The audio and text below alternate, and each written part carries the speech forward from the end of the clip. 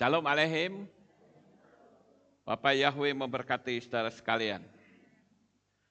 Pada pagi ini Bapak Ibu, saya akan menyampaikan satu materi yang murni saya ambil dari kitab suci. Biasanya kita banyak berbicara tentang dunia alam supranatural, atau juga berbicara tentang motivasi, masih banyak. Karena kalau kita lihat, kitab suci kita itu banyak tema. Mau bicara apa saja ada di sana. Nah, kali ini kita akan membahas murni dari dalam kitab suci, yaitu saya beri tema apa arti 10 tulah di Mesir. Namun demikian saya akan memperkenalkan terlebih dahulu Bapak Ibu. Ada satu jemaat yang baru pertama kali hadir dalam ibadah kita pada pagi ini, yaitu Bapak Daniel Siregar dari Cicalengka, Bandung. Ada di mana ini? Ya, bisa kasih salam saudara-saudara? Ya, puji Tuhan. Senang sekali bisa bersama-sama dengan kami di tempat ini. Haleluya. Baik, Bapak Ibu yang terkasih, sekali lagi saya memberikan tema pagi ini, apa arti dari 10 tulah di Mesir. Mungkin anak-anak sekolah minggu juga hafal 10 itu, saudara-saudara. Tetapi juga barangkali ada di antara kita yang belum hafal. Tapi it's okay, enggak masalah. Mau hafal atau tidak, no problem. Tetapi 10 tulah ini pernah enggak kita merenung? Kenapa tulah pertama itu air menjadi darah? Kenapa tulah kedua itu tulah kata? Ya, kita lihat urutan-urutannya. Yang pertama air menjadi darah. Kemudian yang kedua kata. Yang ketiga nyamuk. Yang keempat lalat. Yang kelima sampar atas ternak. Yang keenam bisul-bisul. Yang ketujuh hujan es. Yang kedelapan belalang. Yang kesembilan kegelapan dan yang kesepuluh kematian anak-anak sulung. Pernahkah kita merenung Bapak Ibu? Kenapa tulah-tulahnya bentuknya seperti itu? Kenapa bukan yang lain? Jadi kalau kita melihat tulah-tulah ini Bapak Ibu, ternyata Tuhan atau Bapak Yahweh itu sedang mempermalukan Mesir. Jadi ketika saya merenungkan hal ini, betapa mengagumkannya kita memiliki Bapa Yahweh yang maha besar.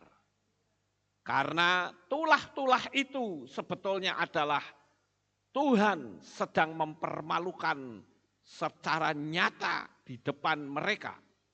Bahwa di atas muka bumi ini tidak ada kekuatan yang lebih besar dari kekuatan Bapa Yahweh. Sekarang kita akan melihat bagaimana Tuhan itu mempermalukan Mesir. Seperti Bapak Ibu ketahui bahwa Mesir itu adalah suatu kerajaan Firaun tentunya, yang memiliki ratusan berhala-berhala, bahkan ribuan berhala. Nah Bapak Ibu, berhala-berhala ini mereka menyebutnya dewa. Dan 10 tulah inilah Bapa Yahweh mempermalukan Mesir dengan dewa-dewa yang menjadi kebanggaan di dalam hidup mereka. Kita akan melihat hal yang pertama, yaitu air menjadi darah. Saya kira kita nggak usah baca ayatnya ya Bapak Ibu. Baca apa tidak usah? 10 loh, panjang loh. Ya, ini saya punya frame, itu ada berapa itu tadi tuh? berapa? 41, 51 frame loh saudara.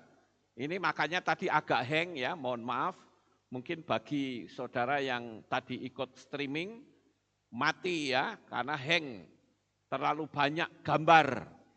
Tapi ini gambarnya bisa masuk nggak? Bisa ya, oke. Ya pelan satu-satu ya, nggak apa-apa. Jadi tadi karena terlalu banyak gambar sehingga hang, saudara-saudara. Jadi kalau saya baca ayatnya, wah bisa pulang jam 9 nanti. Ya, jadi saya pikir nggak usah bacalah. Ya, toh kita semua sudah hafal. Oke? Ya, sepakat ya Bapak Ibu. Ya, bukan berarti ini tidak berasal dari kitab suci, cuman kita nggak baca aja. Ya. Oke, sekarang yang pertama, air menjadi darah.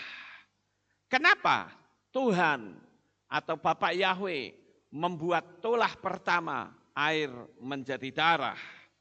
Karena Bapak Yahweh hendak mempermalukan dewa-dewa atau orang-orang Mesir karena mereka memiliki dewa yang luar biasa menjaga sungai Nil.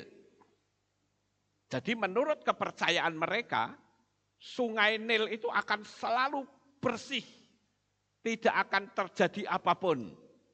Nah, di situ kita mengenal adanya dewa Hapi. Dewa Hapi adalah dewa penjaga sungai Nil.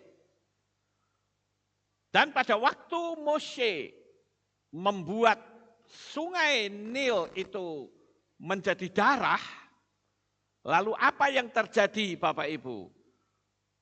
Fir'aun ketakutan? Tidak, saudara. Fir'aun berpikir, ini mah simple, gampang ini. Terus dia panggil ahli sihir, ahli sihir sini, coba kamu bikin hal yang sama. Nah di sini Bapak Ibu, sebetulnya kita melihat ada sesuatu yang aneh. Kalau betul ahli sihir itu hebat, seharusnya ketika Mose sudah menjadikan sungai Nil itu menjadi darah, harusnya ahli sihir itu berkata, oke, saya akan netralkan sungai yang berbau amis darah ini. Kemudian dia bikin sungai itu menjadi netral. Harusnya kan begitu. Ya Bapak Ibu, betul enggak? Itu artinya ilmunya ahli sihir lebih tinggi dari Moshe. Harusnya begitu. Tapi ternyata yang terjadi apa? Malah ahli sihir juga bikin hal yang sama.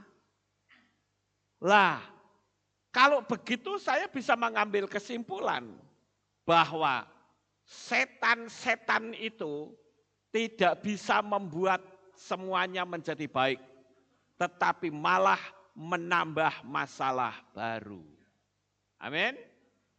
Nah, jadi pemujaan terhadap dewa Hapi itu betul-betul dipermalukan habis oleh Bapak Yahweh. Ya, jadi saya di sini saya tulis ya, ahli sihir itu buat mujizat yang sama. Artinya bukan menyelesaikan masalah, malah tambah masalah baru. Harusnya dia selesaikan masalah dong. Bikin netral kembali. Harusnya ahli sihir berkata, itu mah cemen. Lihat, itu air yang darah berbau anyir, kemudian ahli sihir, airnya kembali murni. Wah, itu baru dahsyat saudara-saudara. Betul ya? Tapi ternyata enggak saudara-saudara, malah tambah. Dan saudara tahu, kalau kita mau merenung secara detail, problem air menjadi darah yang dilakukan oleh Moshe, dan setan itu cuma bisa meniru, itu justru menambah masalah. Dan saya kalau merenung, maka keadaan perekonomian di Mesir akan menjadi goncang luar biasa. Karena otomatis semua harga akan naik. Coba saja kalau nggak percaya, misal di Indonesia ini, semua air menjadi darah. Lah, harga air bisa lebih mahal dari harga emas. Betul nggak Bapak Ibu? Jadi yang pertama, air menjadi darah. Itu Tuhan sedang mempermalukan orang Mesir, khususnya Firaun, bahwa dewa Hapi yang katanya penjaga sungai Nil, dia tidak bisa jaga sungai Nil. Sampai di sini bisa ditangkap apa yang saya sampaikan? Ya. Dia penjaga, tapi faktanya ketika Mose bikin air menjadi darah, dia nggak bisa jaga, saudara-saudara. Kemudian yang kedua, ada dewa lain, yaitu Isis, itu juga penjaga sungai Nil. Dua dewa loh sudah, nyatanya ya kalah tuh sama Mose. Ya Bapak Ibu, artinya apa? Gak ada apa-apanya itu mah. Yang katanya dewa-dewa yang dipuja tiap hari, diagung-agungkan, dia tidak lebih hanyalah sebuah patung yang tidak punya kekuatan apapun. Nah, kalau saya perlebar lagi, mungkin bisa kena di antara kita. Ya, karena apa? Yang namanya dewa, yang namanya pemujaan, itu kan sesuatu yang diagungkan. Kalau saya perlebar, saya akan bertanya, apa yang engkau agungkan di atas muka bumi ini? Apakah saudara mengagungkan sesuatu lebih dari Tuhan? Itu sama saja seperti saudara sedang mengagungkan patung. Berhala. Berhala itu adalah sesuatu benda yang dipuja, dianggap memiliki kekuatan yang besar. Tapi sekali lagi, tulah pertama itu sudah membuktikan bahwa Dewa Hapi dan Dewi Isis tidak memiliki arti apa-apa. Sekarang tulah yang kedua. Tulah yang kedua adalah tulah kata. Ya Bapak Ibu, ya tulah kata. Nah, kenapa tulahnya kok kata, saudara-saudara? Ternyata kita tahu bahwa di Mesir itu ada dewa kata. Dewa kata itu namanya dewa Heket. Nah, dewa kata itu adalah merupakan dewa atau dewi kesuburan dan kelahiran. Saudara tahu pada waktu orang Mesir belum mendapatkan tulah, maka mereka akan memuja dewa atau dewi kata ini, saudara-saudara. Mereka akan menyanjung-nyanjung. Tetapi dengan Bapak Yahweh membuat kata berloncatan di mana-mana, akibatnya apa? Orang-orang Mesir menjadi jijik dengan kata. Betul ya Bapak Ibu? Yang tadinya disobia-sobia, disanjung, dimuliakan, mereka jadi bergidik jijik. Saya yakin kalau Jameson ada di situ, wah itu paling nomor satu lari. Ya, karena Jameson itu takut sama kata, saudara-saudara. Kata berloncatan di mana-mana, di tempat tidur ada kata. Di ruang kerja ada kata. Di mana-mana banyak sekali kata, saudara-saudara. Ini kalau orang yang jualan suike, wah pasti jos, saudara-saudara. Orang akan menjadi jijik melihat kata-kata ini.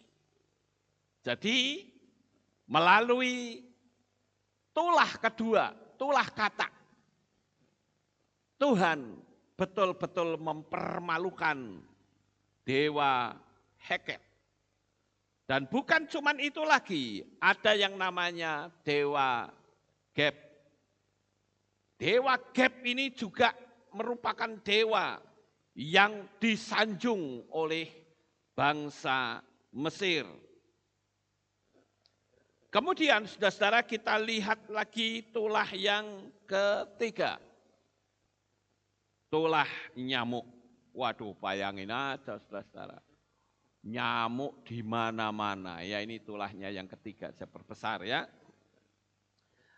Tulah ketiga ini sebetulnya Tuhan atau Bapa Yahweh itu sedang mempermalukan orang Mesir, karena di Mesir itu ada dewa Set. Nah, dewa ini bentuknya seperti nyamuk, saudara-saudara. Ini disebut dewa padang pasir yang gagah berani. Tapi dengan adanya nyamuk, orang jadi risih dengan nyamuk itu. Orang jadi enggak nyaman. Dengan ketidaknyamanan itu, maka kalau melihat dewa Set nyaman enggak akhirnya? Enggak nyaman, saudara-saudara. Jadi Tuhan itu luar biasa ya. Dia bisa mempermalukan dengan menggunakan apa yang menjadi kebanggaan orang-orang Mesir. Oleh karena itu, pagi ini saya ingin bahwa hidup kita tidak boleh ada yang dibanggakan, kecuali kita bangga kita mengenal nama Bapa Yahweh yang Maha Kuasa. Haleluya. Itu kebanggaan saudara. Karena kalau engkau membanggakan sesuatu seperti orang-orang Mesir, maka apa yang menjadi kebanggaan saudara itu akan sangat menjijikkan. Saudara membanggakan kekayaan, kekayaanmu akan membinasakan engkau. Engkau membanggakan apa saja hikmat akal budi, maka hikmatmu juga bisa menjerumuskan engkau. Tetapi ketika kita membanggakan Bapa Yahweh, Dia yang akan selalu menolong saat kita menghadapi kesulitan yang ada di dalam dunia ini. Percayalah Bapak Ibu, Bapa Yahweh yang kita sembah itu adalah Tuhan Sang Pencipta yang sangat mencintai saudara. Dia bahkan telah turun ke dalam dunia ini dalam wujud manusia, yaitu Yeshua HaMasyiah. Dia berani berkorban, dia mati untuk kita semua. Jadi kalau saudara mau bangga, banggalah kepada Bapa Yahweh. Kita bersyukur karena kita bisa mengenal namanya. Saudara lihat di luar sana, orang-orang yang katanya punya titel yang tinggi. STH, MA, MDiv, apalagi doktor, apalagi, wah macam-macam titelnya. Tapi mereka enggak ngerti nama Yahweh, saudara. Bahkan ada yang mengatakan, oh Yahweh itu tidak bisa disebut. Ya masa Tuhan memperkenalkan namanya, nama yang tidak bisa disebut, yang benar aja. Jadi di sini Bapak Ibu, kita perlu bersyukur. Dewa Set, dewa padang pasir yang gagah berani itu, yang dipuja oleh banyak orang.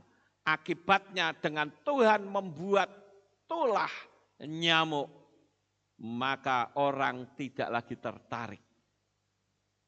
Karena faktanya nyamuk itu sangat mengganggu saudara-saudara. Saya tidak tahu nyamuknya sebesar apa.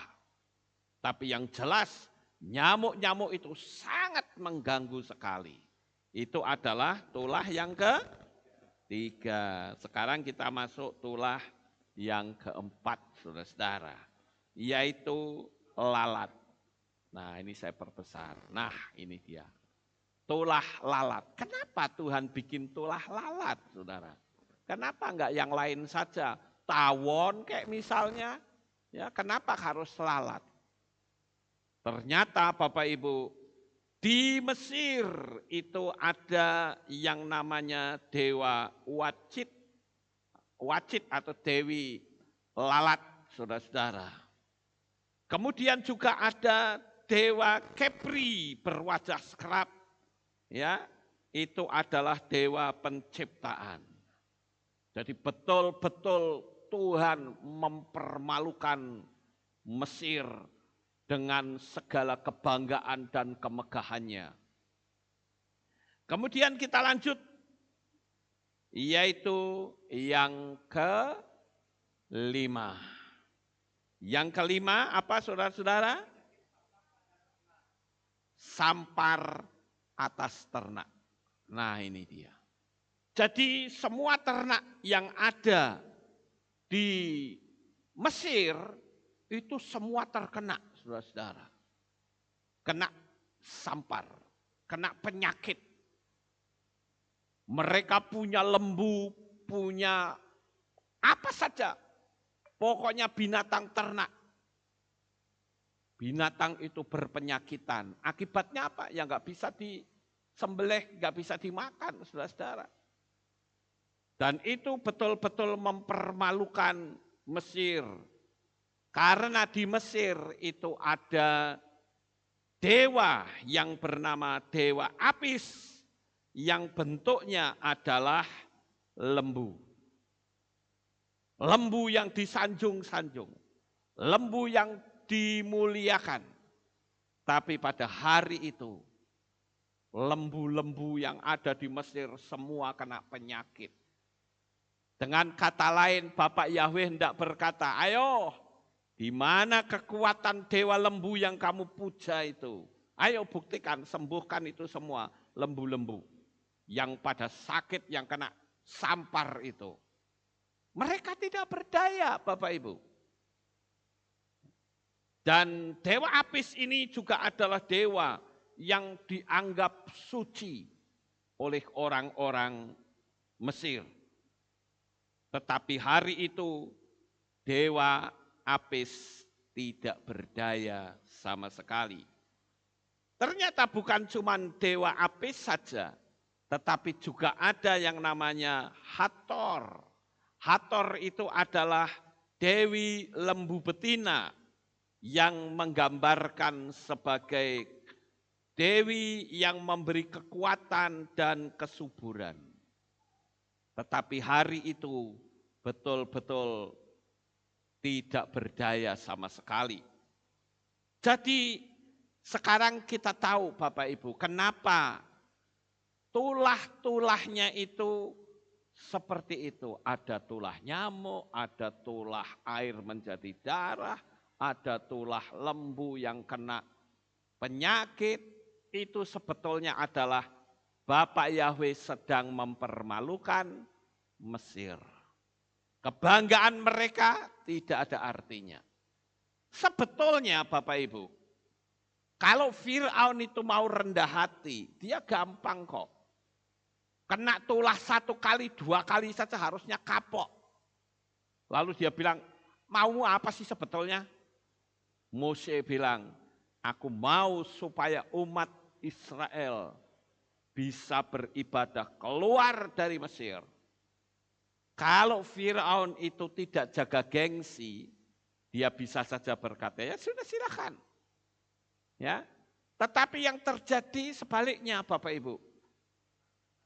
Justru mereka mengeraskan hati dan menekan bangsa Israel dengan pekerjaan membuat batu bata. Semakin bertambah banyak. Sebutlah kalau dulu tiap hari harus bisa bikin batu bata. 1 hari 1000 batu bata. Maka sejak Mose menyampaikan firman Tuhan supaya bangsa Israel itu keluar, maka Fir'aun membuat kebijakan baru. Kebijakannya adalah kalian tetap membuat batu bata dalam jumlah yang sama, tetapi bahan bakunya cari sendiri. Artinya apa? Bangsa Israel diikat dengan pekerjaan. Sehingga bangsa Israel tidak lagi bisa beribadah. Kalau Bapak Ibu lihat di dalam kitab suci kita, berkali-kali tulah itu dimunculkan Tujuannya cuma satu, supaya mereka bisa beribadah. Hayo, siapa di antara saudara yang sampai hari ini belum mengambil sikap untuk datang beribadah? Ayo, kita punya kehilat itu masih bebas. Saudara bisa beribadah, tetapi banyak yang masih belum berani mengambil langkah. Kecuali sakit, mungkin saya agak maklum Bapak Ibu. Ya, jadi sekali lagi di sini Tuhan ingin agar kita bersama-sama mengagungkan Bapa Yahweh. Kita bisa kumpul seperti ini, itu keinginan Tuhan atau bukan? Iya, keinginan Tuhan, saudara. Kenapa Yesua sampai mati bagi kehilatnya? Karena Tuhan ingin anak-anaknya bisa berkumpul bersama, memuliakan dan meninggikan Tuhan. Jadi sekali lagi, Dewi Hathor dikalahkan dengan munculnya sampar pada penyakit pada lembu. Ya. Kemudian yang berikutnya adalah bisul-bisul, saudara. Nah ini dia, bisul-bisul. Kenapa kok muncul bisul-bisul, penyakit pada manusia? Kalau tadi penyakitnya ke binatang, sekarang penyakitnya ke manusia. Kenapa seperti itu? Ternyata Bapak Ibu, di Mesir itu ada yang namanya dewa kesehatan. Orang Mesir mempercayai ada dua dewa yang namanya Sekhmet dan Sunu. Itu adalah dewa kesehatan. Dan mereka berpikir, aku punya dewa yang bisa membuat semuanya sehat. Tetapi faktanya pada hari itu tidak ada orang Mesir yang sehat. Semua terkena penyakit. Oleh karena itu kita bisa melihat bagaimana kekuasaan dari Bapa Yahweh yang sangat luar biasa itu mempermalukan dewa Sekhmet dan dewa Sunu. Sampai di sini saudara bisa menangkapnya? Nah, saudara yang terkasih, melalui apa yang saya paparkan pada saat ini, kita bisa melihat bahwa kekuatan Mesir yang selalu mengandalkan dewa-dewa itu tidak ada artinya apa-apa. Saudara ingin sehat? Jangan mengandalkan yang lain, andalkan saja kasih dari Bapa Yahweh. Haleluya. Saudara ingin sehat, maka firman Tuhan katakan, hati yang gembira adalah obat, saudara. Di sono-sono banyak sekali orang bilang ada penyakit. Tetapi selama hati kita bergembira, saya yakin kok firman Tuhan, saudara-saudara. Dengan kekuatan sel manusia yang jumlahnya 50 triliun. Plus hati yang gembira, saudara akan sehat. Tetapi sekalipun 50 triliun sel dan bahkan ada sel imunitas yang begitu kuat. Tetapi ketika saudara takut, maka posisi saudara itu seperti orang yang kena penyakit AIDS. Penyakit AIDS adalah penyakit di mana manusia tidak memiliki imunitas sama sekali. Jadi hanya karena flu biasa saja orang bisa mati, saudara-saudara. Oleh karena itu pakailah pola, hati yang gembira adalah obat. Tapi setan gak suka manusia sehat. Sehingga dibikin hatinya tidak bergembira. tetapi diubah menjadi hati yang takut. Jadi kalau saudara kena penyakit, ya karena hati saudara tidak gembira. Di mana-mana propaganda terus ditebar ketakutan di mana-mana. Tapi sekali lagi, kita bukan berteori, saudara. Tapi kita akan mengalami kasih Bapa Yahweh. Rasakanlah betapa Bapa itu begitu mencintai saudara. Jadi bergembiralah. Karena sampai hari ini kita masih hidup.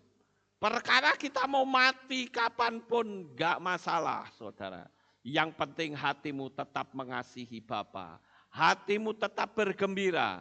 Saya jamin firman Tuhan katakan bahwa engkau akan tetap sehat.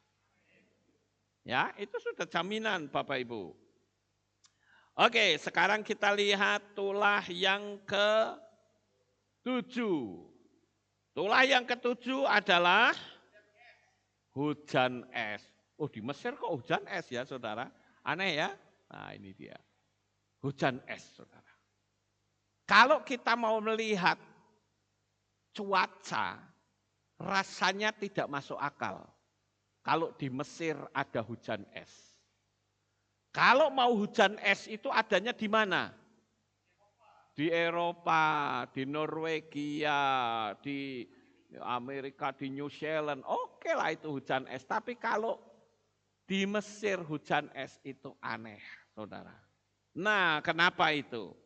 Karena ternyata Tuhan atau Bapa Yahweh hendak mempermalukan Mesir. Karena di Mesir ada dewa Nut namanya. Nut itu adalah dewa langit dan Osiris adalah dewa kematian dan kehidupan. Artinya orang-orang Mesir itu mempercayai bahwa Mesir iklimnya akan baik-baik saja karena ada dewa Nut, ada dewa langit, ada dewa yang menjaga iklim. Ada dewa yang selalu melindungi mereka. Dan juga Osiris itu adalah dewa kematian dan kehidupan. Artinya kalau ada kematian dia bisa menghidupkan. Itu katanya saudara-saudara. Tetapi pada hari itu imajinasi bayangan yang ada di pikiran orang-orang Mesir, mereka terkejut semuanya. Karena ternyata mereka mengalami hujan es. Saudara bisa bayangkan saja. Orang-orang yang tadinya masih dalam keadaan tenang, tiba-tiba mereka panik karena ada hujan es. Enggak usah di Mesir lah, di Magelang saja. Kalau sampai terjadi hujan es, wah orang langsung pada syuting, saya yakin pasti FB-nya jadi rame, saudara. Karena apa? Karena mau pamer. Nih loh Magelang ada hujan es. Ya, ada sebuah pemandangan yang unik terjadi. Oleh karena itu, melalui hujan es ini, Tuhan berkata, dewamu yang bernama Nut ternyata tidak bisa melindungi cuaca. Dewamu yang bernama Osiris ternyata juga tidak bisa memberikan perlindungan apapun. Dan ada satu lagi, yaitu dewa kekacauan yang dikenal dengan Set.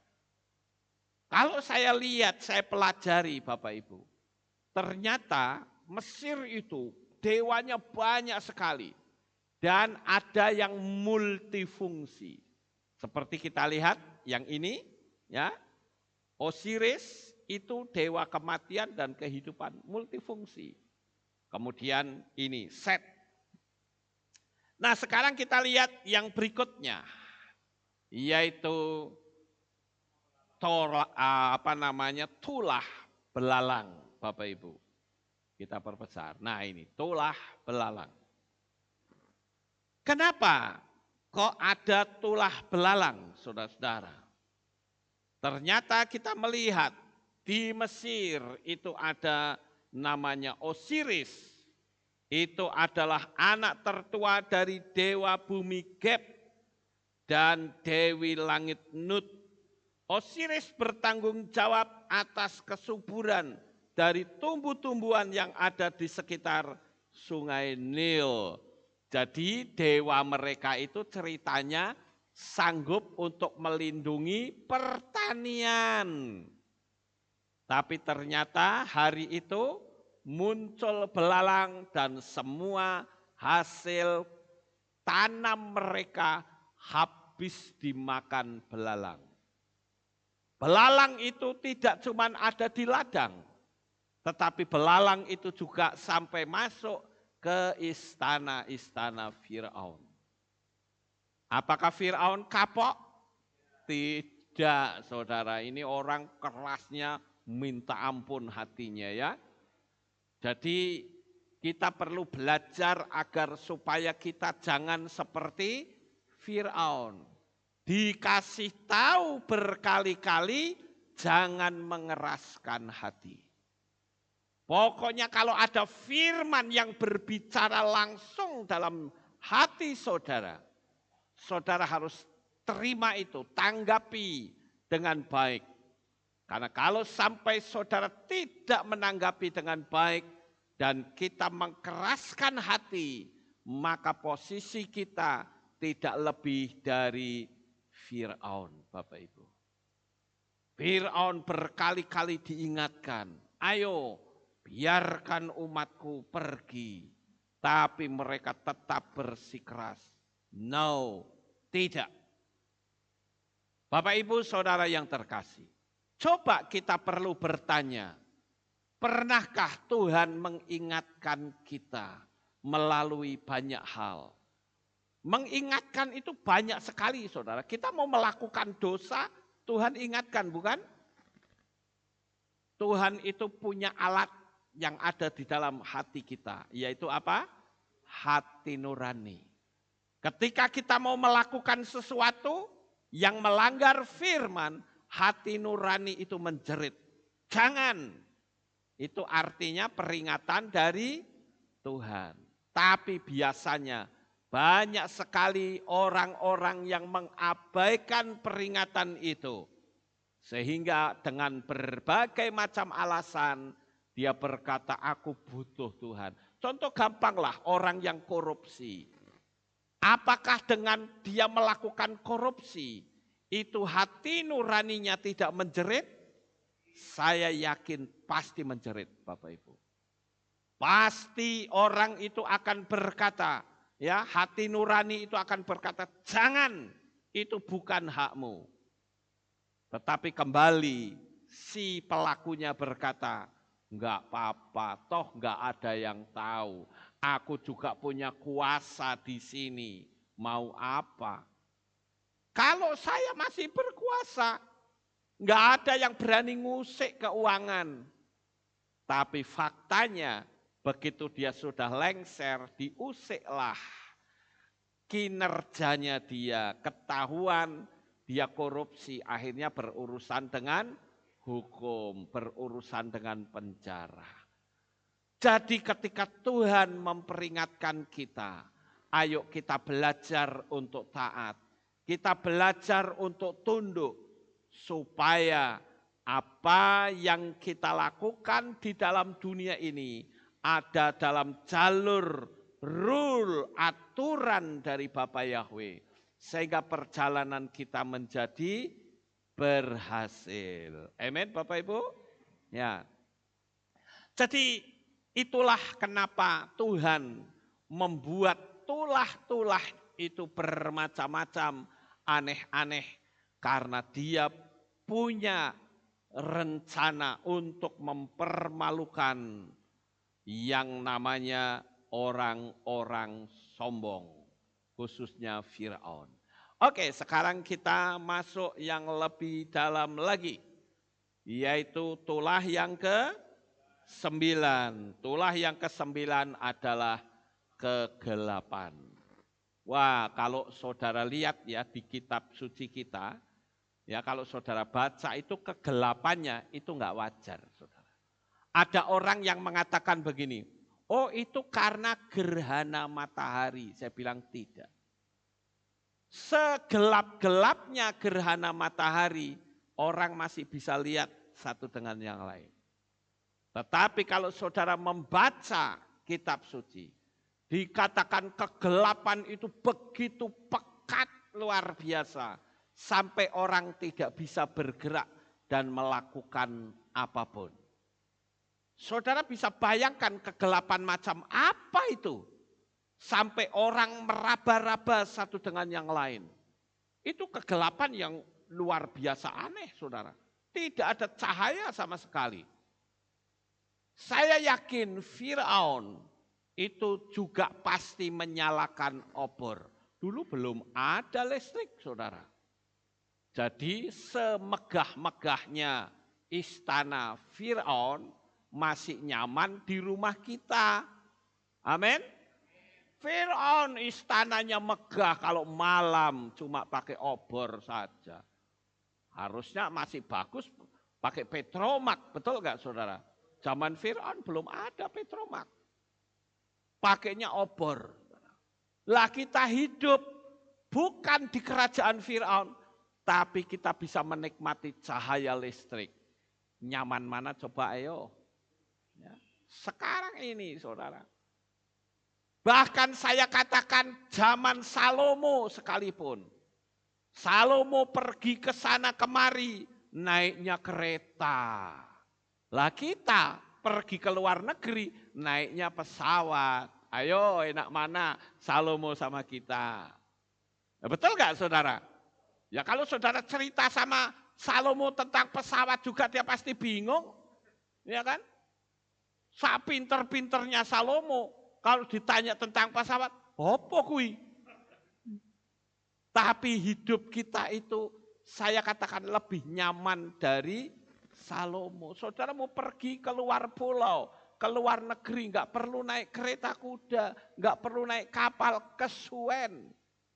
Kelamaan saudara, cukup naik pesawat saja. Pergi ke kota, antar kota satu dengan yang lain, bisa naik kereta cepat. Apalagi kalau di Jepang itu ada kereta peluru yang dikenal dengan Shinkansen. Itu kecepatannya sampai 500 km per jam. Saudara bisa lihat di YouTube itu, orang naik Shinkansen itu kecepatannya kelihatan tuh tiap-tiap gerbong ada ukurannya saudara. Nah itu sebabnya saya katakan kita perlu bersyukur. Pada saat kita melihat kenapa Tuhan membuat kegelapan. Bahkan kegelapannya itu sampai terlalu pekat. Karena Mesir itu ada dewa Ra. Dewa yang disebut sebagai dewa matahari. Ya, dewa matahari adalah dewa yang menerangi bumi. Tetapi pada hari itu dewanya tidak bisa berbuat apa-apa. Bumi menjadi gelap gulita. Tetapi anehnya saudara, kegelapan itu hanya ada di tanah Mesir. Sementara orang-orang Israel yang ada di tanah Goshen, dia terluput dari 10 tulah itu. Tidak ada satupun orang Israel yang mati. Dan bahkan tidak ada satu orang Israel pun yang mengalami seperti yang dialami oleh orang yang ada di Mesir. Bayangin di Mesir itu kalau saya bayangkan lalat begitu banyak luar biasa. Tapi di tanah Goshen steril Bapak Ibu. Saya perlu kasih tahu. Dunia boleh saja mengalami seperti sekarang ini. Tapi kalau kamu percaya bahwa Bapa Yahweh akan mensterilkan hidup saudara. Saudara ada dalam jalur sistemiknya Bapa Yahweh. Saudara ada dalam rule-nya. Saya katakan, dunia boleh kacau, tetapi saudara akan tetap aman, damai sejahtera, dan sukacita. Haleluya. Usaha saudara pun akan tetap tenang. Jangan takut, jangan gentar. Bapa Yahweh selalu menyertai saudara semuanya. Kasih-Nya begitu sempurna. Tanamkan saja itu di dalam hatimu. Bahwa Bapa Yahweh itu adalah Tuhan yang sangat sempurna. Nah, Bapak Ibu yang terkasih, kita juga mengenal bukan cuma Dewa Ra, tetapi juga Dewa Horus. Dewa Horus, ya makanya ada namanya mata Horus. Ya, itu artinya apa? Mereka punya dewa Horus itu menurut orang Mesir itu dewa yang maha tahu. Ya, tapi faktanya mereka tidak bisa berbuat apa-apa. Kegelapan tetap dalam kegelapan. Sekarang ini mata atau spirit Horus sedang bergerak di dunia ini. Saudara tidak perlu takut. Saudara yakin saja bersama dengan Bapa Yahweh engkau akan baik-baik saja. Saudara akan tetap sehat. Yang penting jaga kesehatan. Ya, lindungi diri dengan kita tetap mengandalkan kekuatan Bapa Yahweh. Nah, saudara yang terkasih, sekarang kita lihat tulah yang terakhir, yaitu tulah kematian anak sulung. Seperti yang tadi saya tunjukkan kepada saudara, di sana ada dewa Osiris yang dikenal dengan dewa kematian dan kehidupan. Tapi ternyata semua anak sulung yang ada di Mesir tidak ada yang hidup lagi. Termasuk anak sulungnya Firaun, saudara. Saya mau tidak mau sempat nonton lagi videonya.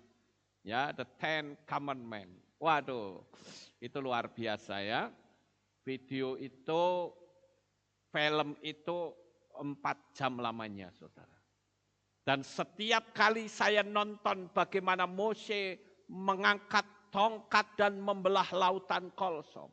Entah kenapa saya selalu mencucurkan air mata dan saya katakan, engkau maha dahsyat Bapa Yahweh. Apalagi kalau kita melihat dari kitab Henok atau kitab Yasar ya. Kitab Yaser. Itu dikatakan bahwa laut itu terbelah menjadi 12 belahan. Saudara. Itu kekaguman saya dengan Bapa Yahweh semakin dalam. Ya, jadi bukan seperti yang ada di film-film, belahnya cuma 1, tidak. 12 belahan, saudara. Kalau 1 orang akan berpikir secara sains, oh itu adanya angin yang besar, sehingga lautan Kolsom itu terbelah. Mose tahu betul tentang sistem waktu, sehingga pada waktu itu ya lautan itu terbelah. Kalau 1, lah ini 12 belahan, saudara. Mikirnya piye, saudara? Sains nggak nyandak otaknya, saudara. Nggak akan nyandak. Lautan dibelah ada 12 belahan. Dan memang kalau dipikir-pikir juga, kalau belahnya cuma 1, mau sampai kapan semua masuk melewati lautan Kolsom? Karena jumlah orang yang mengikuti Mose kira-kira 1,5 juta orang. Belum lagi orang-orang tua, ada yang lumpuh, ada yang bawa ternak, ya pasti akan lambat. Tapi kalau 12 belahan masuk logika kita. Dalam semalam saja bisa keluar semua, saudara. Itu sangat luar biasanya Bapa Yahweh. Jadi sekali lagi, kenapa ada tulah kematian anak sulung. Tapi ingat, itu hanya ada di Mesir. Kalau yang di tanah Gosyen tidak ada. Kenapa? Karena mereka memberi tanda darah. Sehingga ketika malaikat maut itu lewat, malaikat maut melihat tanda darah, maka malaikat itu akan meninggalkan mereka. Sementara di Mesir tidak ada tanda darah, yang ada adalah jeritan-jeritan yang mengerikan. Semua anak sulung, tidak peduli dia masih bayi atau sudah dewasa, pokoknya yang namanya anak sulung mati semua. Dan di situ menunjukkan bahwa dewa mereka tidak memiliki kekuatan apapun. Saya waktu nonton The Ten Commandments, saya sempat cuplik gambar ini, saudara ya. Ketika Firaun itu naruh anaknya di depan patung kebanggaannya, tapi ternyata anak itu tetap terkulai, tidak bangkit. Tetapi kita bersukacita dan bersyukur karena kita memiliki kuasa kebangkitan di dalam nama Adonai Yeshua HaMashiach. Haleluya. Yeshua katakan, akulah kebangkitan dan hidup. Barang siapa percaya kepadaku, dia akan hidup lagi walaupun sudah mati. Artinya apa? Barangkali ada Bapak Ibu Saudara yang saat ini menyaksikan streaming saya, saudara masih meragukan akan keselamatan. Percayakan keselamatanmu kepada Yeshua HaMashiach. Dia adalah Sang Pencipta sendiri, yaitu Bapa Yahweh yang turun ke dalam dunia ini menjadi manusia dan menawarkan keselamatan.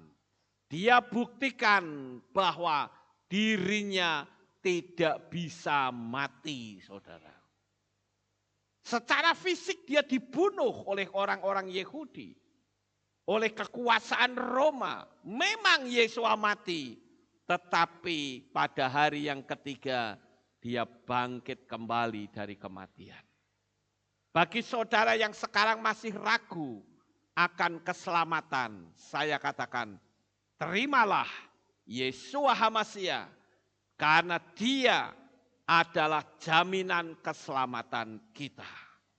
Yeshua berkata, akulah satu-satunya jalan, kebenaran dan hidup. Seorang pun tidak akan sampai kepada Bapa kecuali melalui aku. Artinya apa?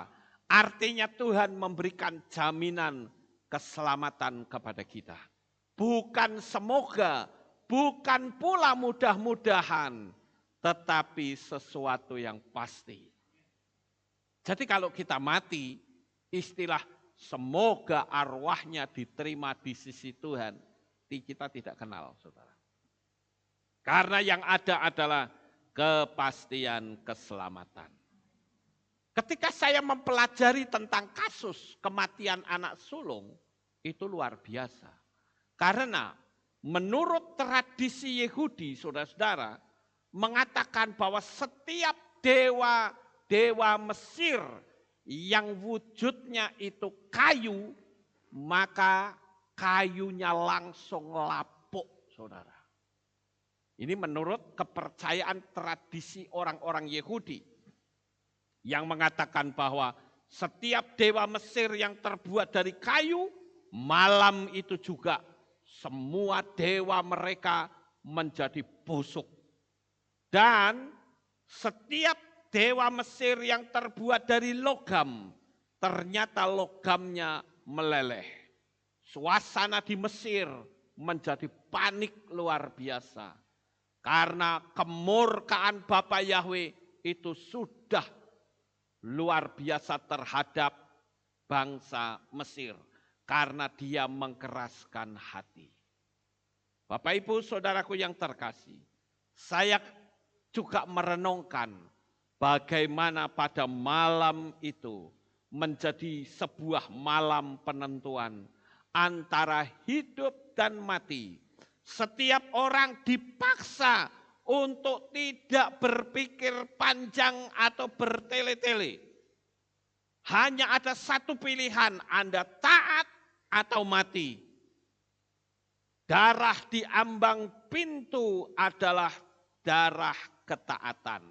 Nah, di sana ada ayat firman Tuhan. Ayo kita baca supaya setidak-tidaknya kita membaca satu ayat. Kita baca di dalam kitab Shemot atau kitab Keluaran pasal 12. Keluaran pasal 12 ayat yang ke-13 dikatakan, dan darah pada rumah-rumah tempat kamu berdiam di sana akan menjadi seperti tanda bagimu. Maka aku akan melihat darah itu dan aku akan lewat di atas kamu dan itulah yang membinasakan. Tidak akan ada padamu ketika aku mendatangkan pukulan atas tanah Mesir. Jadi bangsa Israel, dia bersembunyi di balik darah. Bapak Ibu saudaraku yang terkasih, kalau kita melihat orang Israel, ya, dia memasang tanda darah itu bentuknya huruf het, saudara. Dikasihkan Mose bilang, ayo taruh darah di alas ambang pintu rumah kalian di garis sret, sret, sret. Itu membentuk huruf het. Dan huruf het itu adalah singkatan dari chayai. Artinya hidup yang kekal atau eternal life. Kita memiliki hidup yang kekal bersama dengan darah Yeshua HaMashiach. Oleh karena itu berbangga dan bersyukurlah karena darah itu tidak kita taruh di pintu tetapi dia ada di hati kita semuanya. Selama hati kita ada darah Yeshua, saya tak katakan kita akan baik-baik saja.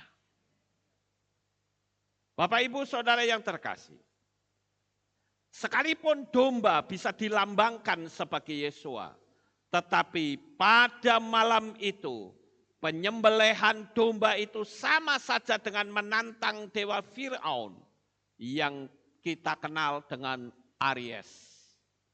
Saudara tahu itu ada dewa Aries yang bentuknya domba. Ya, kalau Mose disuruh Bapa Yahweh untuk menyembelih domba, itu adalah untuk kehidupan. Sementara dewa Aries ketika disembelih dia tidak ada kehidupan lagi. Sangat berbeda sekali. Ini adalah perayaan Pesah untuk yang pertama kalinya. Mereka tidak takut walaupun penumpahan darah domba bisa berarti penghinaan atas dewa Mesir Aries. Mereka tetap taat. Bayangkan saudara, waktu itu ada banyak domba yang mati. Darahnya itu harus disapukan di alas ambang pintu rumah mereka. Sehingga ketika malam hari saat malaikat maut itu lewat dan melihat darah, maka malaikat itu akan berlalu. Itulah sebabnya disebut dengan Pesah. Pesah artinya Passover, melewati. Ya, diingat bahwa kematian menuju ke neraka yang kekal tidak akan pernah saudara alami. Karena ada darah Yeshua yang ada di dalam hati saudara masing-masing. Saya sangat bersyukur dan bangga kepada Bapa Yahweh di dalam Yeshua. Karena kapanpun saya mati, saya tidak akan pernah berurusan dengan api neraka. Karena ada jaminan. Demikian juga dengan Bapak Ibu Saudara semuanya. Saudara akan ada dalam perlindungan tangan kasih Bapa Yahweh yang sangat kuat. Tidak ada kekuatan lain yang sanggup untuk menjamah hidupmu kecuali tangan kasih dari Bapa Yahweh. Percayalah, usahamu akan dijagai oleh Tuhan. Rumah tanggamu juga akan dilindungi oleh Tuhan. Ekonomimu juga akan dilindungi oleh Tuhan. Dan bahkan dirimu sendiri juga dilindungi oleh Tuhan. Jangan takut, jangan gentar. Karena Bapa Yahweh selalu ada bersama denganmu. Haleluya. Tuhan itu hanya butuh kesetiaanmu. Tuhan hanya butuh ketaatanmu. Tuhan hanya butuh penundukan dirimu. Ingat, waktunya sudah sangat singkat. Kita sudah dibeli dan harganya sudah tunai dibayar. Pergunakanlah waktu yang ada karena hari-hari ini jahat. Ayo Bapak Ibu, bangkit semuanya supaya kita jangan jadi orang-orang percaya yang tidur rohaninya. Amin. Waktunya sudah tidak lama. Bayangin saudara, dunia menawarkan ketakutan, propaganda ketakutan ditawarkan di mana-mana. Sementara Tuhan juga memberitahukan melalui anak-anak kecil yang belum paham akan kitab suci. Mereka dikasih tahu bahwa Yesua akan datang kembali untuk yang kedua kalinya. Waktunya dipersingkat. Saudara kerasa enggak waktu ini cepat sekali ya? 1 minggu cepat sekali. Rasanya baru kemarin ya kita kedatangan tamu. Ada 20 anak-anak panti yang baptis pembaharuan di sini. Ya, 20 orang. Sudah minggu lagi saudara-saudara. Cepat sekali ya. Waktunya dipercepat. Makanya firman Tuhan katakan, sekiranya waktunya tidak dipersingkat, maka orang-orang pilihan nyaris tidak ada yang selamat. Oleh karena itu, apapun yang terjadi, saya hanya berkata, ayo Tuhan cepat genapi sudah. Apapun yang terjadi. Sekalipun sekarang orang sedang ribut masalah ya para raksasa yang akan menguasai dunia ini. Saya katakan sudah cepat laksanakan saja. Waktunya sudah tidak lama.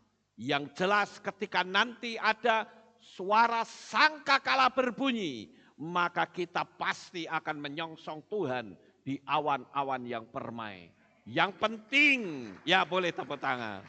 Yang penting kita tetap berpegang teguh kepada kebenaran firman-Nya. Satu hal yang cukup menarik dari 10 tulah ini adalah adanya pencurahan darah sebagai simbol penyelamatan atau pengampunan. Awal tulah pakai darah, ditutup dengan darah juga, saudara. Coba kalau tidak ada pertumpahan darah domba, maka orang-orang Israel yang ada di Goshen akan mati semuanya. Semua anak sulung orang Israel yang ada di Goshen pasti mati. Tetapi oleh karena darah Yesua HaMasiah yang disimbolkan dengan darah domba itu, bangsa Israel tidak ada kematian anak sulung. Luar biasa sekali saudara. Darah itu sudah menjadi perjanjian keselamatan. Ayo kita baca ayatnya Bapak Ibu. Di kitab Bereshit atau kitab Kejadian. Kitab Bereshit atau Kejadian pasalnya yang keempat. Dan kita akan membaca ayat yang ke-10 dikatakan. Dan dia berfirman, apa yang telah engkau perbuat? Suara darah adikmu berseru kepadaku dari tanah. Ini bicara tentang pembunuhan antara Kain dan Habil, saudara-saudara. Ternyata darahnya itu bisa berseru. Kemudian ketika kita melihat di kitab Bereshit pasal yang ke-9, ayat yang ke-4 dikatakan, hanya daging dengan nyawanya, yaitu darahnya, kamu tidak memakannya. Kembali di sini ada bicara tentang darah yang tidak boleh dimakan. Jadi jelas bahwa darah itu berbicara tentang kehidupan. Tanpa darah Yesua, kita tidak punya pengharapan apapun, Bapak Ibu. Tetapi karena darah Yesua HaMasiah, maka kita memiliki pengharapan. Pengharapan kita apa? Ada yang tahu? Hidup yang kekal di Syamayim. Kalau hidup yang kekal, semua orang hidup kekal. Masuk neraka pun hidup kekal. Tetapi kita hidup kekal di Syamayim. Kenapa kita bisa memastikan? Karena ada jaminan keselamatan. Bagi Bapak Ibu yang sudah percaya kepada Bapak Yahweh, hati-hati, engkau bisa dicegat di tengah jalan. Pertahankan imanmu.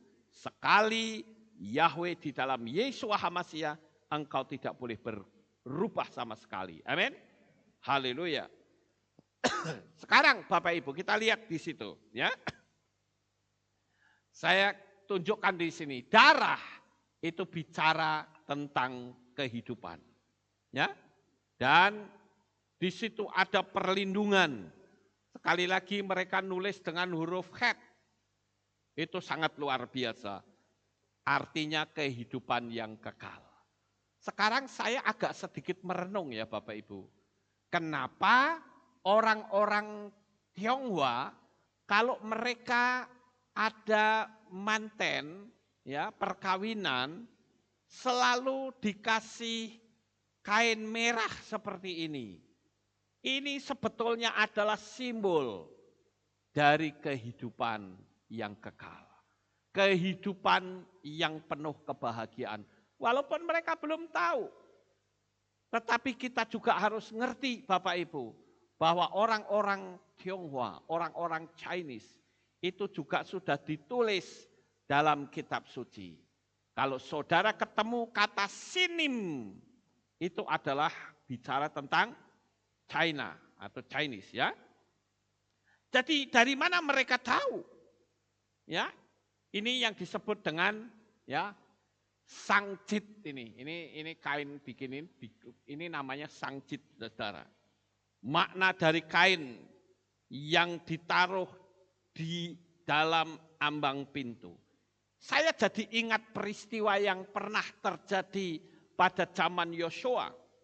Kalau saudara melihat di Yosua pasal 2 ayat 18 dan 21. Dikatakan, ketahuilah kami akan datang memasuki negeri ini. Engkau harus mengikatkan tali merah kermisi ini pada jendela yang melaluinya engkau telah membiarkan kami turun. Saya rasa kita semua pasti sudah hafal bukan? Tentang cerita bagaimana bangsa Israel mengirim utusan pengintai untuk mengintai. Dan pada waktu itu orang-orang ini ketahuan saudara. Tapi disembunyikan oleh Rahab. Dan akibat dari menyembunyikan dan melepaskannya. Maka rombongan Yosua berkata, kalau kamu ingin selamat, taruh kain merah kermisi pada jendela. Siapapun orang yang masuk dalam rumahmu, mereka pasti selamat. Dan betul ketika Yeriko diserang oleh orang Israel, bahkan ketika Yeriko itu diruntuhkan, hanya ada satu rumahnya Rahab yang tidak runtuh karena ada kain merah, saudara. Siapapun orangnya yang masuk ke dalam rumahnya Rahab, maka orang itu pasti selamat. Haleluya. Jadi di sini Tuhan betul-betul membuat sebuah perbedaan. Kemudian juga di ayat 21, dan dia berkata, biarlah terjadi menurut perkataanmu itu. Dan membiarkan mereka pergi dan dia mengikatkan tali dari benang kermisi di jendela. Ini dia. sebagai tanda bahwa nanti ketika ada penyerangan ke Yeriko, maka hanya rumah yang ada tali kermisinya yang akan selamat. Saat ini Bapak Ibu, kita sudah di-seal, dimetrai oleh darah Yesua. Tetaplah bertahan, toh hidup kita sudah tidak lama di dunia ini. Yang penting kita setia sampai akhir dan kita pasti mendapatkan keselamatan. Jangan tinggalkan Yesua. Seberat apapun penderitaanmu, saya katakan, penderitaan di dunia ini ada batas waktu. Jangan sampai Anda masuk ke penderitaan yang maha kekal. Sebaiknya tetap berpegang teguh kepada tangan Bapa Yahweh, katakan terima kasih Tuhan. Aku percaya kepadamu, jiwaku pasti diselamatkan. Haleluya. Saya mencoba untuk melihat Bapak Ibu, ada 3 kata Ibrani yang disebut dengan kermisi. Ya, ini saya sekedar keluar sedikit. Saya tidak menerangkan secara detail karena kalau detail akan sangat lama. Tapi setidaknya saya katakan ada 3 kata Ibrani yang ditulis dengan scarlet dan crimson atau tali kermisi. Yaitu ada kata shani, ada tola, dan ada karmel. Dan yang kita lihat dari kitab Yosua itu adalah kata shani. Ya, di sana dikatakan hine anahnu baim ba'aretz et tikwat hut hasani azeh tiksri. Di situ ada kata hasani. Ha artinya itu. Shani itu artinya scarlet atau tali kermisi. Nah, Bapak Ibu yang terkasih, kita akan lanjut. Ya, saya nggak akan berlama-lama di sini. Kita akan lanjut. Bahwa darah itu memiliki kekuatan. Kita bisa hidup di dunia ini karena ada darah. Dan kita akan hidup kekal juga karena darah Yesua. Kemudian saudara, kalau kita lihat tulah di Mesir ini ditutup dengan darah. Ini sangat luar biasa. Diawali dengan darah, diakhiri juga dengan darah. Saya merenungkan tentang hal ini. Kekaguman saya dengan Tuhan itu semakin dalam, saudara. Karena apa? Karena kita betul-betul dicintainya luar biasa. Dan hari ini saya katakan, siapapun saudara, baik yang ada di Kehilaf Alef Tau ini, maupun saudara yang saat ini ikut streaming bersama kami, saya beritahu, engkau adalah orang-orang istimewanya Tuhan. Engkau adalah orang-orang yang sangat dicintai oleh Tuhan. Bahkan dirimu itu ada di pemandangan mata Tuhan. Engkau bahkan dijadikan sebagai biji matanya Tuhan. Jangan pernah tinggalkan. Seberat apapun penderitaanmu, sebesar apapun masalahmu, jangan pernah tinggalkan Tuhan. Karena Bapa Yahweh begitu mencintai saudara. Haleluya. Kita lanjut saudara-saudara. Jika orang Israel memberi tanda dengan cat merah, kematian datang. Jika ada yang berani keluar rumah, juga pasti mati. Ini merahnya itu bukan sekedar merah, tapi merahnya adalah merah darah, saudara. Saya yakin kalau orang Israel, mereka ikut-ikutan, kita cari darah susah, udah pakai cat saja dah. Enggak akan ada keselamatan, saudara. Keselamatan itu harus melalui darah. Kebaikan tanpa darah juga akan mati. Firman Tuhan dalam kitab Yesaya mengatakan bahwa kebaikan manusia itu hanyalah seperti kain kotor adanya. Kain kotor itu alias gombal, saudara. Kalau kita ketemu Tuhan bilang, Tuhan aku ini orang baik loh Tuhan. Maka Tuhan akan menjawab, gombal saudara. Kenapa? Karena kita ini keturunan pemberontak, saudara. Keturunan dari Adam dan Hawa yang sudah memberontak. Sebaik apapun, engkau adalah manusia yang diturunkan dari manusia yang berdosa. Hanya Yesua satu-satunya pribadi yang tidak berdosa. Dan dialah yang menyelamatkan kita. Jadi sekali lagi, kekuatan ahli sihir Firaun tidak mampu membinasakan orang Israel. Itu sangat luar biasa. Orang Yahudi yang menolak Yesua pasti akan berkata bahwa darah domba itu menentang Dewa Amun, bukan darah Yesua. Tapi saya katakan bahwa darah yang dicurahkan itu menjadi gambaran dari darah Yesua.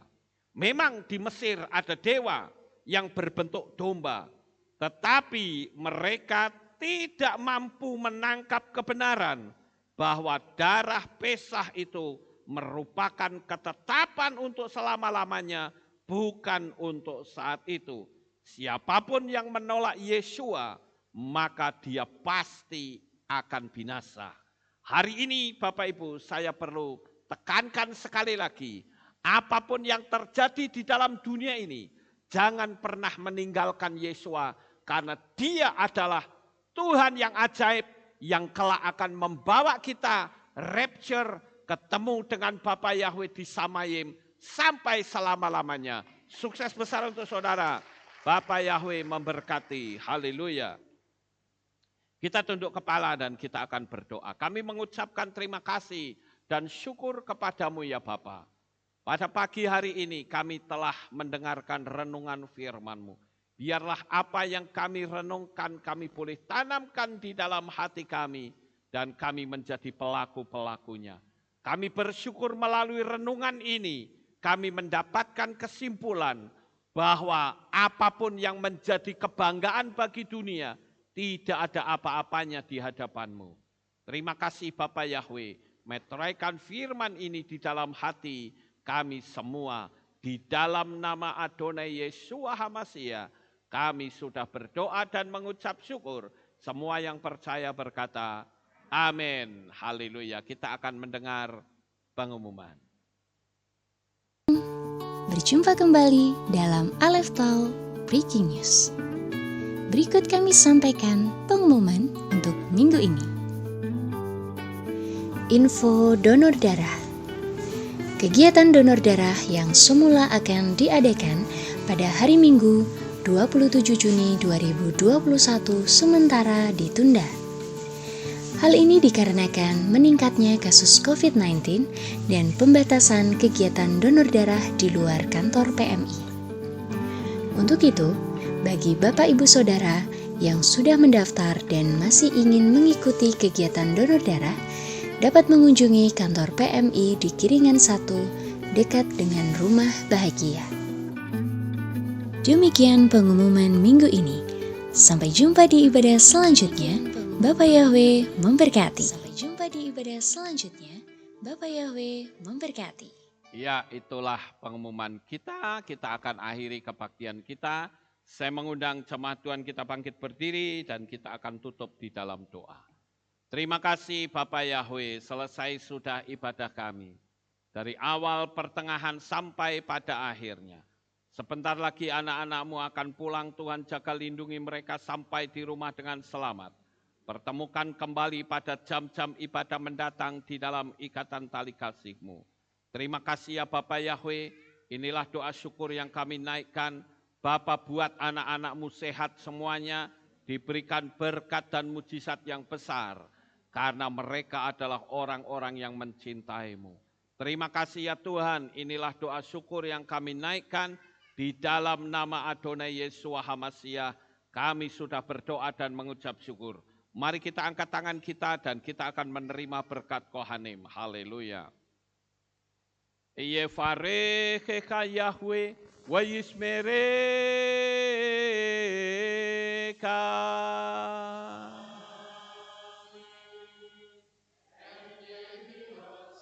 Yair Yahweh panau eleka. Wihuneka.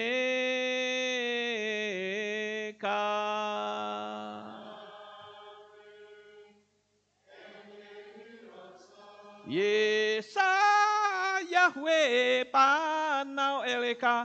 Wayashem lecha. Shalom.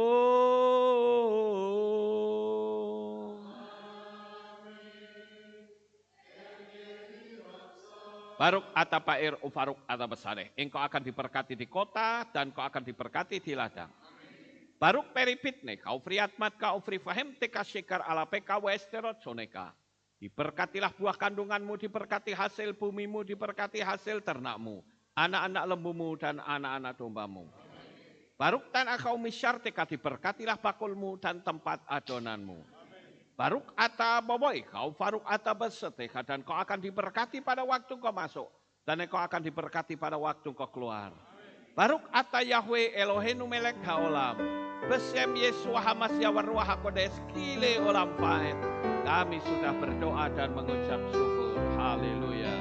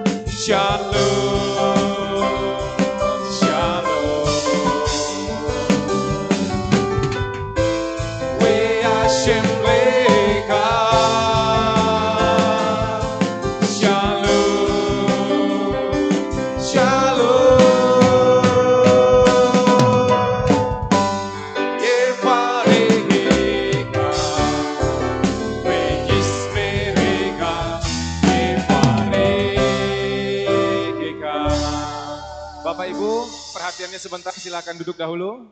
Mohon izin perhatiannya sebentar, mohon maaf mengganggu waktunya, silakan duduk. Kita mendapat peringatan untuk tetap mengikuti protokol kesehatan, karena itu pintu dari belakang ditutup dan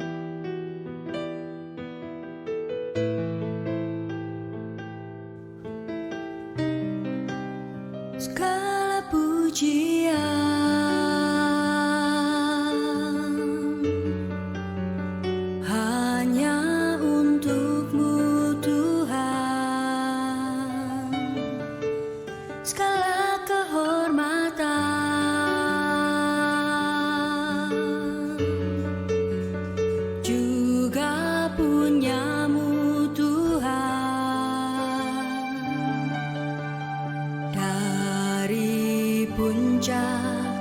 puncak tertinggi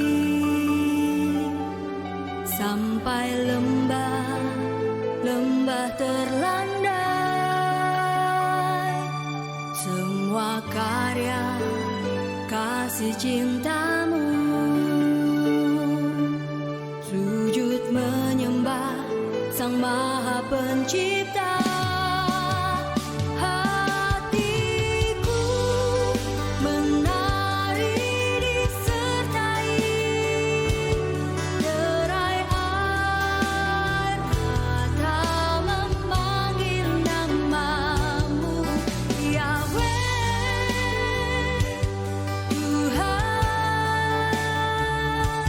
Segala kemuliaan hanya